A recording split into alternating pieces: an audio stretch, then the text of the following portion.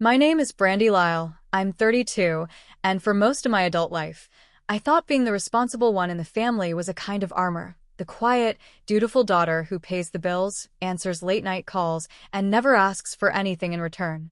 I wasn't born into chaos. I was born into control, polished, wealthy, and curated like every room in our oceanfront home in Carmel. My older sister, Eliza, was the golden one, dramatic, adored, always needing saving. I was the backbone, and somehow that made me invisible. Even as I funded her business, paid our mother's hospital fees, and covered the taxes on the house none of them maintained, I kept telling myself this was love.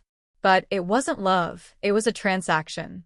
And the only reason I found out the truth was because the bank froze my accounts. And that's when everything fell apart. The screen didn't glitch. It just stopped. No cursor. No refresh. Just a blue bar that blinked like a warning light. Account restricted. Temporary lockdown. I blinked twice. Hit refresh. Nothing. Again.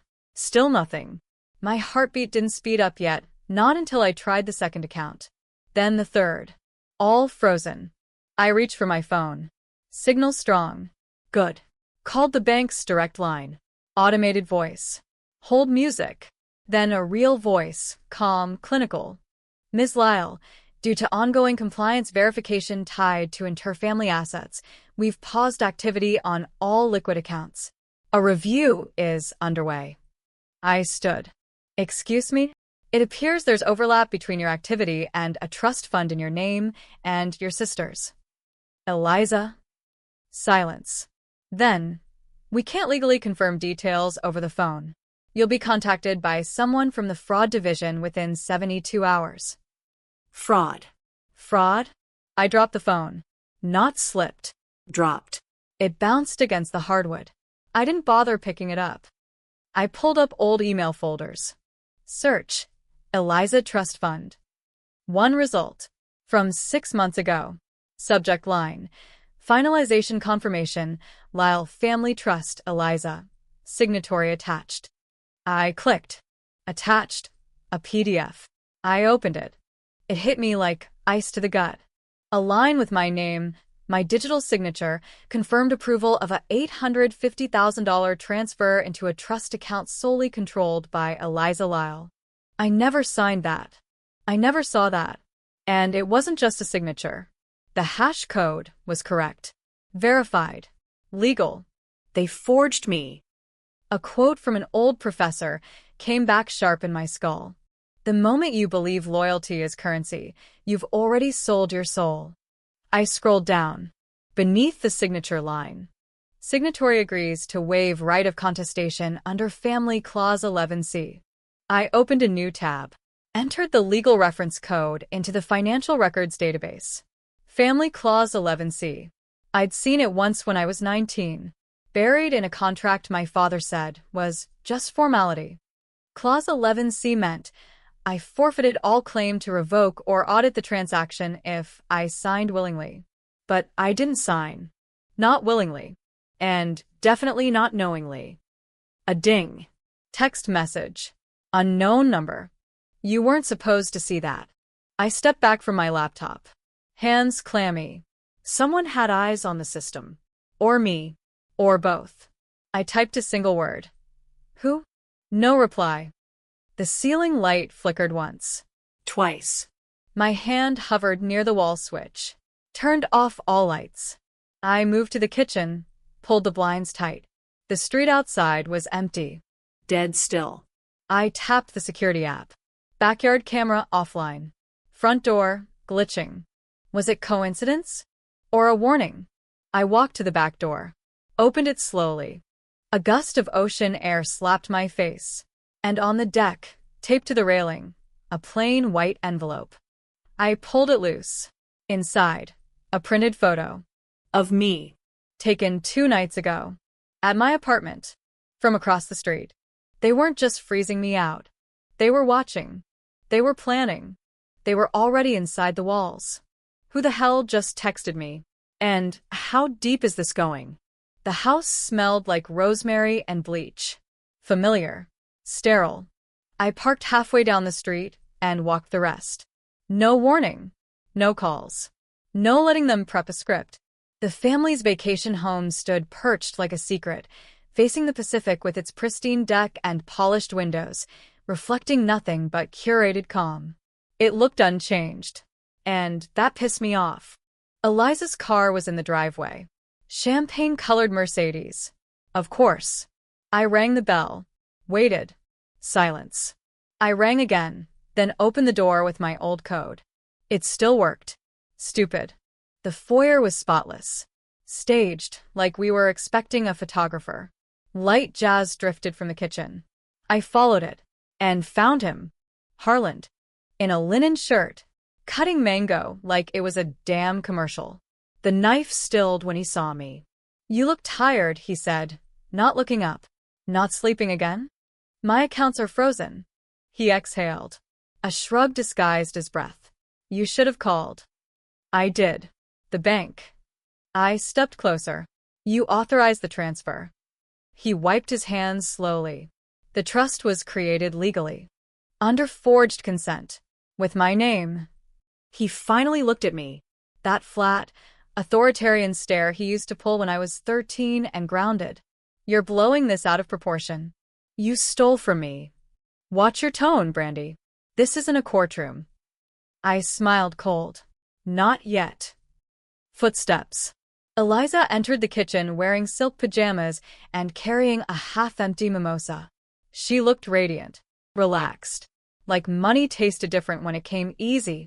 "Oh," she said, "didn't know you were visiting." "You were supposed to be broke," I said.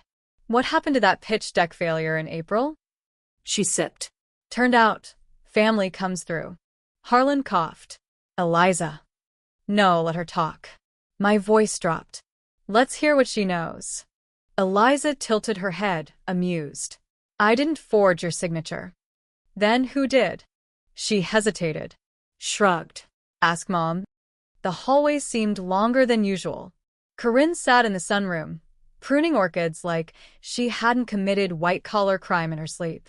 I stood there for a beat, watching the sunlight paint her perfect hair in gold. She didn't look up. "Did you do it?" I asked. Snip. "You need to calm down. Answer me." She set the shears down, finally meeting my eyes. "It was for the family. Eliza was drowning. You were fine. You forged my signature." "You're strong, Brandie. You always have been. You don't need things the way Eliza does." "You stole from me." My voice cracked now. "That's not strength. That's erasure." She sighed. "I would do it again. Because she's fragile." A line I'd heard 100 times growing up. "She's sensitive. She needs support. Be the bigger person, Brandie." I walked out before I did something irreversible. Upstairs. Old room. Still had my name on the door, like a cruel joke.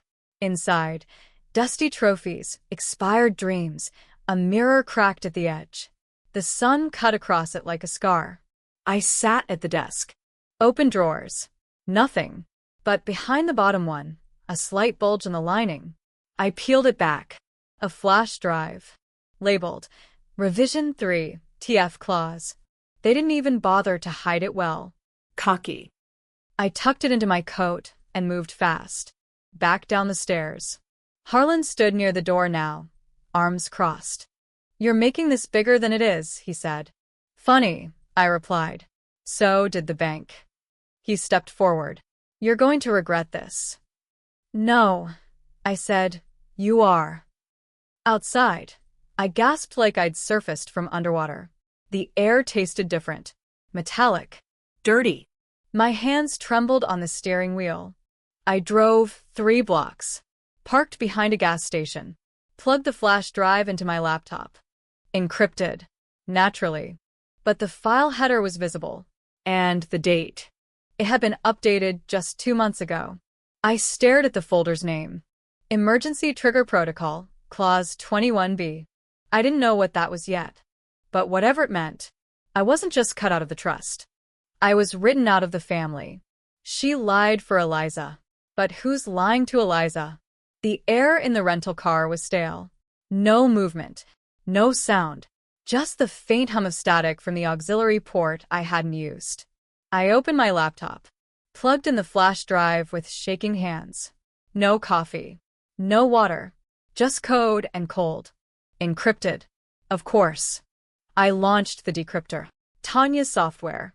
A gift from a friend who used to work for people who knew how to erase others for a living. Progress bar, 4%. I drummed my fingers. 7%. The file popped open in two windows. One marked original, the other revision 3. I clicked the second. Clause 21B. Emergency Trigger Protocol. I read fast. Eyes scanning like they could bleed. The clause was real. Filed legally. 2 witnesses. Digital notary. If I defaulted on any obligation connected to the Lyle family trust, assets under my name could be transferred to a designated heir for stabilization. Eliza. It wasn't just a betrayal. It was a trap. I looked up from the screen. Across the lot, a sedan idled with its lights off. Tinted windows. No movement. I stared. It didn't move. I blinked and snapped the laptop shut. Gone. Just gone. Like it hadn't been there. Back at the house, I didn't ring the bell this time. I walked straight in. The hallway felt colder. Dimmer. The jazz was off now. Corinne's garden gloves sat on the counter. Wet soil on the floor. No voices. No Eliza. I moved quickly up the stairs. My old room. Door open. Laptop out. I printed the document. Highlighted the clause. Circled dates. Annotated signatures. The signature beside mine. Corinne Lyle. Mother. 3 months ago. She notarized it herself, through a contact in Monterey. I checked the code. Cross-checked the timestamp. Forgery? No. Worse. She rewrote my future while I was paying her hospital bills. A memory slid sideways into my brain. Her in the hospital bed last year. Weak, pale, asking me to keep things together. I had. I really had. And while I was doing that, she was building a bomb under my feet. You don't protect family by destroying the one person holding it together, I said aloud. No one answered. I stood. Mirror in the room caught me. Pale, cracked reflection. My own eyes. My own breath, visible. Someone had adjusted the thermostat to 61. They'd been in here. I opened the closet. Not mine. Eliza's. For some reason, curiosity or fury, I searched the top shelf. Behind boxes. Receipts. Invoices. I flipped one over. $12,000 paid to Caldwell Tech Forensics. Digital services. Encryption. Reputation management. One line stood out. Full digital footprint purge, Tier 3. They weren't just freezing my accounts. They were erasing me. Downstairs. Silence. I crept through the hallway. The den door was half shut. Light flickering. TV on mute. Corinne sat there, holding a glass of red wine. Alone. Staring into the dark. I stepped in. Why would you do it? I asked. She didn't flinch. You're strong, she said. You don't break. That's not love. That's using someone. Eliza couldn't survive a crash. You always land. I laughed. Bitter. You designed the crash, Mother. She turned her face away. Sometimes we don't get to pick who gets saved. I stepped closer. But you do get to pick who you kill. My phone buzzed. I glanced at the screen. Email. From anonymous@proxyhost.net. Subject. Want to see who really owns you? Attachment. Video file. No text. I tapped it open. Grainy surveillance footage. Corinne. Meeting a man in a suit. Handing him a white envelope. In the background, a document camera. A notary stamp. A pen. Date stamp. 72 hours before the trust was filed. I looked up. She knew. She knew I'd find it. Her voice cut through the silence. Don't push this, Brandie. You don't know what else is at stake. I stared at her. You think this is about money? She tilted her head. I leaned in. It's about removing me before I remove you. They didn't just steal my money. They're erasing me. The black SUV reappeared at the gas station. 2 rows behind me. Parked. Engine running. No driver visible. I didn't turn my head. Just slid my eyes across the mirror. The kind of stillness that screams danger louder than a gunshot. I pulled out slowly. The SUV waited, then pulled out too. No sirens. No flashing lights. Just pressure. A silent threat tightening around my ribs. I took 3 quick turns. Last one into a dead-end street. Slammed the brakes. Waited. They didn't follow. Gone again. Ghost tactic. Disappear before you confirm they were ever real. I pulled into the industrial district on the edge of Monterey. Tanya's lab sat behind an old gym, buried in steel and concrete. She buzzed me in without a word. Inside, fluorescent lights, humming servers, 2 massive monitors, and a German shepherd sleeping under the desk. "You look like someone tried to drown you," she said. "They tried to delete me." Tanya didn't flinch. She motioned to the drive. I handed it over. She started decrypting the secondary files while sipping Mountain Dew and biting a pencil like it owed her money. "You were right," she muttered. "They buried you in legal heirs, digital ghosts, shadow accounts. This isn't mismanagement. It's execution. Cold-blooded. Familial." Tanya looked up. "That's the worst kind." She tapped a key. A folder opened. 37 files. All titled, Revisions. One caught my eye. Power Proxy. Brandie Corinne. Sub 14.7b. I leaned in. She read it first. Froze. "This one. This is bad," she said. "What does it say?" "It means they added a backdoor clause. The moment your accounts were flagged for legal inquiry, financial control defaulted to Corinne. Without my consent." No. "With forged digital consent. Time-stamped to the same day she was supposedly recovering from that gallbladder surgery." I stared at her. "You don't protect the fragile by gutting the stable," I said. "That's not protection. That's empire building." Tanya loaded a second file. Pulled up IP activity logs. One ping stood out. The forged document's signature was uploaded through the family estate's network at 2:12 a.m., 3 days before the trust was finalized. Eliza doesn't code. Harlan can't spell router. Corinne. And someone else. Because the signature wasn't her usual pattern. Back at the house, I didn't go inside. I waited. Night fell. Lights flickered on one by one like the house was breathing again. I watched from the ridge above the fence line, crouched behind shrubs. At 9:17 p.m., Corinne stepped outside. Trash bag in hand. She walked to the side yard. Lifted the bin. I moved fast. Slid down the slope. Grabbed the outer gate. Creak. Soft footfall. Hinge hold. She hadn't seen me. Trash dropped. Bag open. Inside. Shredded paper. Still warm. Still curling. I reached in, burned my fingers, pulled something whole. 2 words stood out before the edge disintegrated. Transfer authorization. She was still cleaning up. Still erasing. I didn't go through the front door. I looped behind the garage. Keypad. My old entry code. Denied. Second try. Denied again. I stared at the pad. Let the red light blink once. Twice. Then I backed up.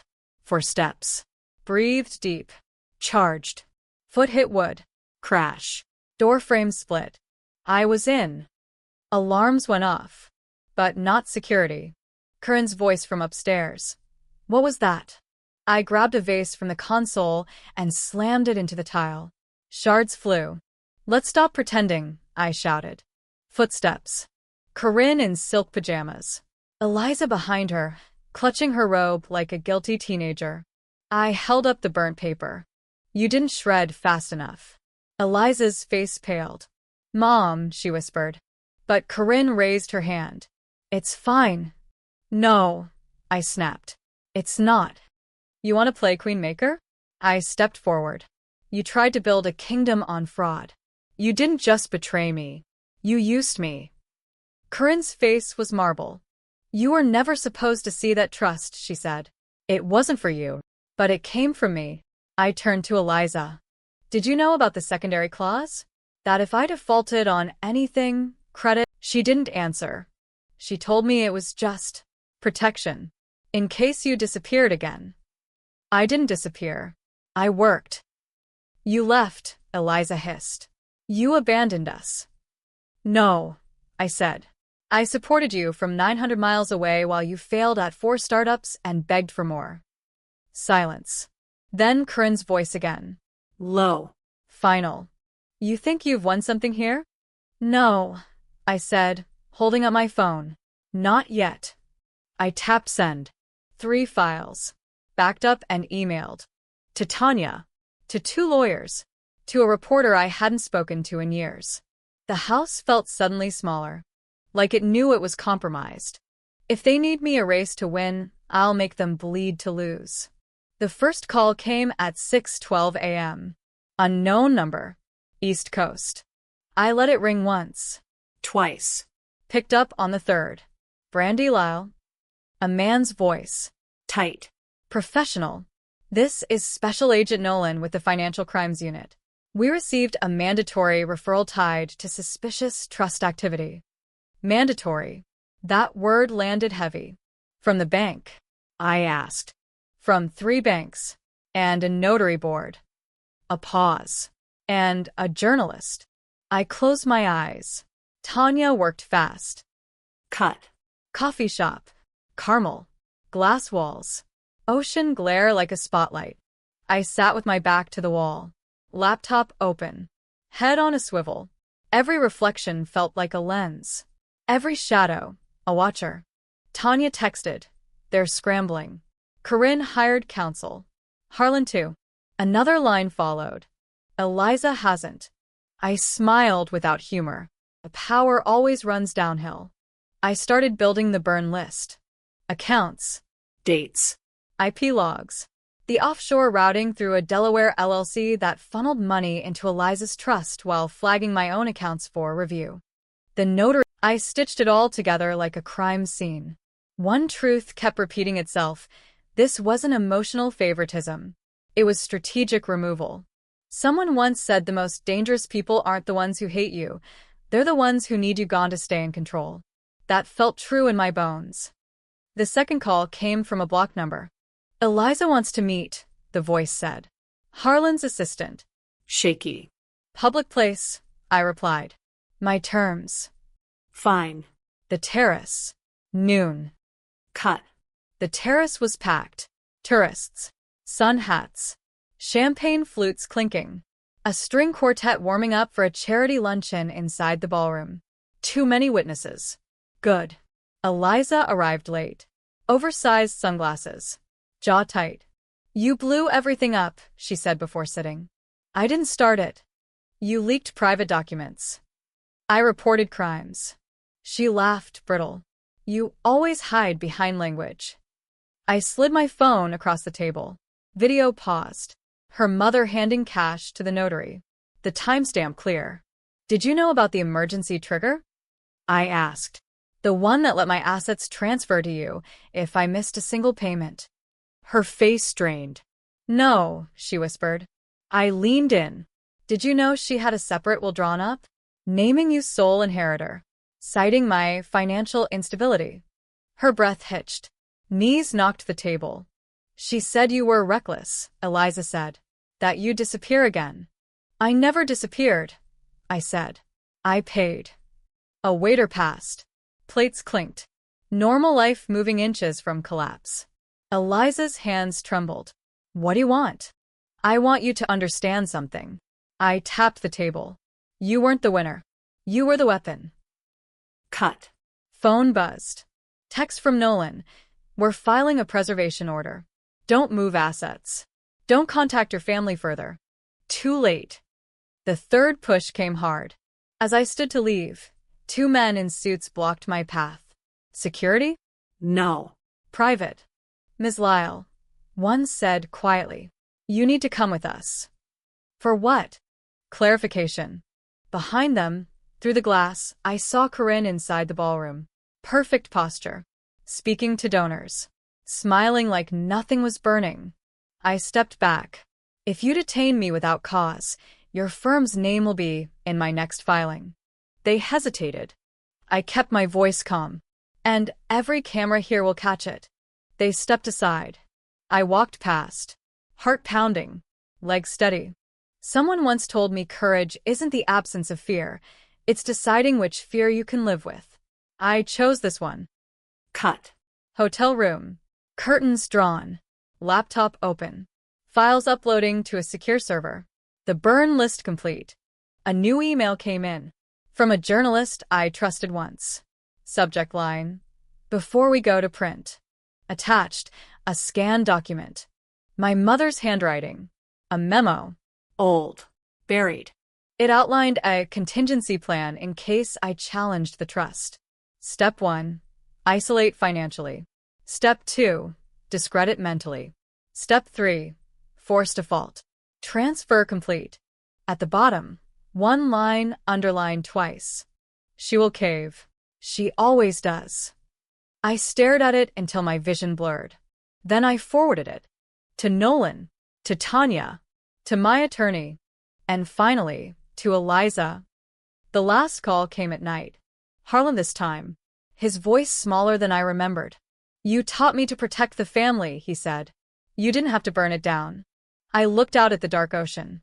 No reflections. No watchers. Just black water. I didn't burn it, I said. I turned on the lights.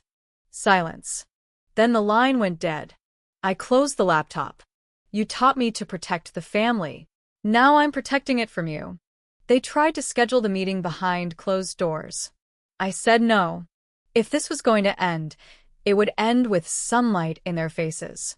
We met at the law firm's top floor. Full glass conference room.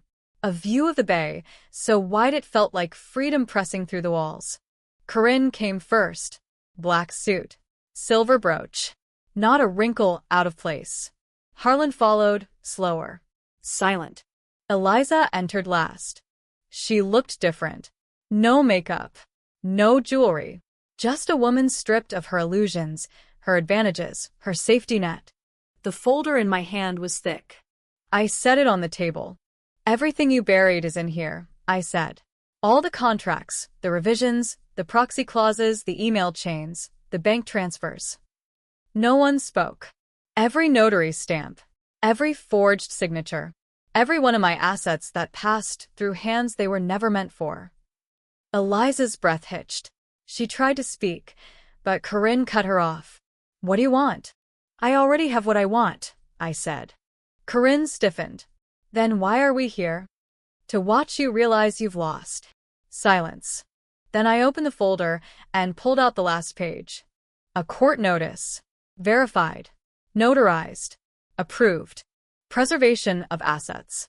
Nullification of trust modifications based on fraud. Full audit underway. Corinne paled. Harlan finally spoke. You've destroyed the family name. No, I said. You did. I just stopped letting you spell it for me. Cut. Eliza sat on the courthouse steps an hour later. Alone. Wind in her hair, face blank. I walked past her. Stopped. She didn't look up. You wanted to win so badly, I said. But they never let you. They used you like they used me. Difference is, I stopped playing. She said nothing. I kept walking. Cut. Hotel lobby. Tanya waiting with a USB and 2 lattes. You free? She asked. I smiled.